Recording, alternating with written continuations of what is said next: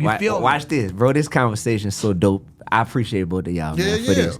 This conversation is so dope. In our city, in the NO, you could go down there right now and they still bumping 400 Degrees. They still bumping music that came out 25 years ago because that's the power that music has when it really strikes a chord with a fan.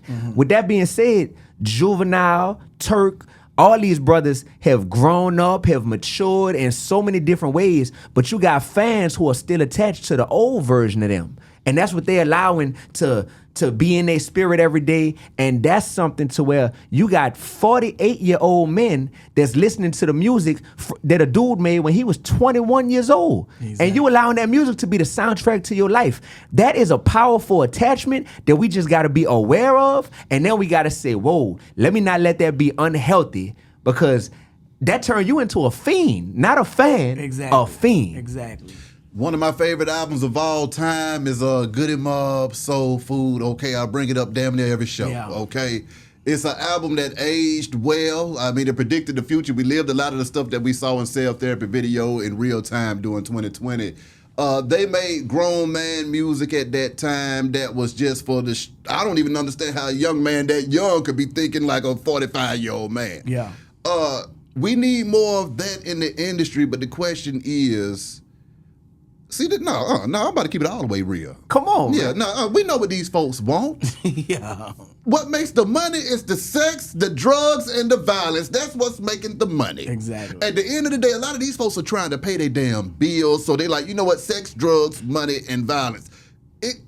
The reason why Outkast made all that money because it was the most creative shit out. Yeah. You have to dig into your creative bag if you want to cut through. But then also you got to be in tandem with the powers that be that will say, you know what?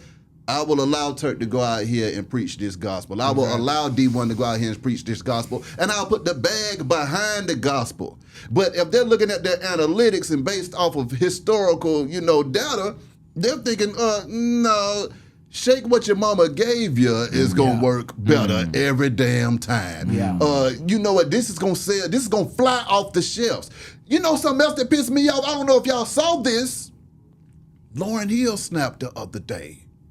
And when she snapped, you know what she said? What that? She said, I made the Miseducation of Lauryn Hill. I'm still touring singing that damn album, but they wouldn't let me make another one. Damn. The Miseducation was one of the greatest albums of all time, and she said that they wouldn't let her make another one. Exactly. My daughters are going to listen to the Miseducation of Lauryn Hill before they listen to anything that's going on right now. Exactly. Because that Miseducation album probably saved a lot of lives. That's one of my wife's favorite artists. So what was it that caused the industry to say, you know what, Lauryn, even though this album is a great-ass album and you're going to be touring with this thing for the rest of your life, we ain't going to support you making another one of these.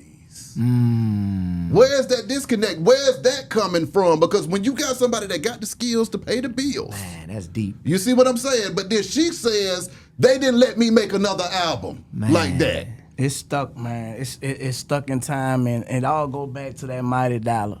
You know what I'm saying? And it is what it is, man. You know what I'm saying? It is what it is. I also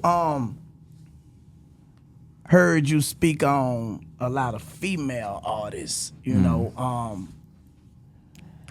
Why do you think females are, going to the direction that they going to, far as the things that they're speaking on? Sexy Red, which I think is a great artist.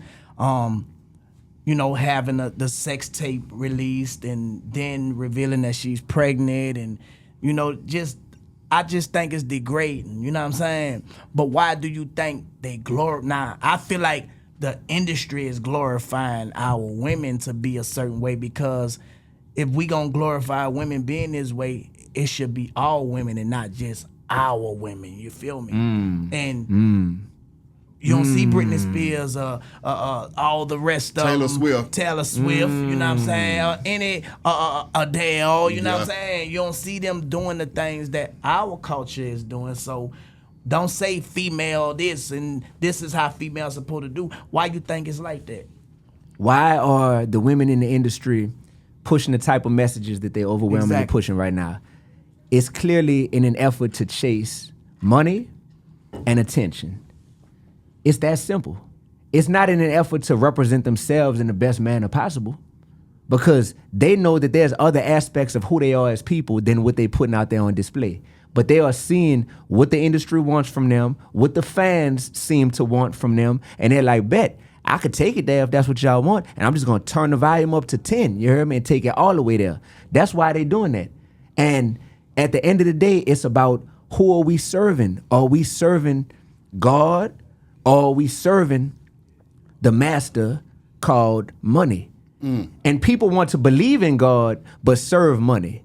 See, that's the difference, brother. In the black community, you're gonna be hard pressed to find somebody who like, man, I don't believe in God, man. What y'all talking about? Everybody want to believe in God, but everybody want to serve money. Exactly.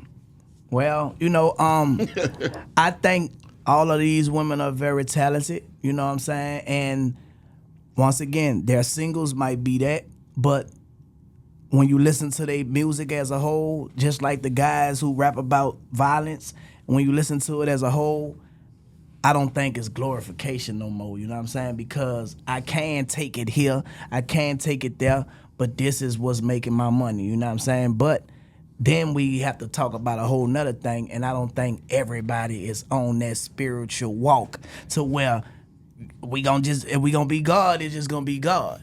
And that's and if we really want to talk, that's the thing. So many people in the music industry aren't ready for that talk. That we were put here as human beings before we were put here as artists. You heard me? That's Tab. You heard me? We know him as Turk. Man, that's Tab, man. This David. You heard me? Y'all know me as D1. Man, it's David. God is not concerned with your persona. He's concerned with you as a person. Not your musical persona, but you as a person, and how you are living your life and using your time and your talents to either glorify him or not glorify him. And you got people that want to believe in God, but they want to hide behind this curtain called entertainment and say, well, ain't no glorification of God going on here. But I'm just entertaining people, so it's okay. It don't make me wrong.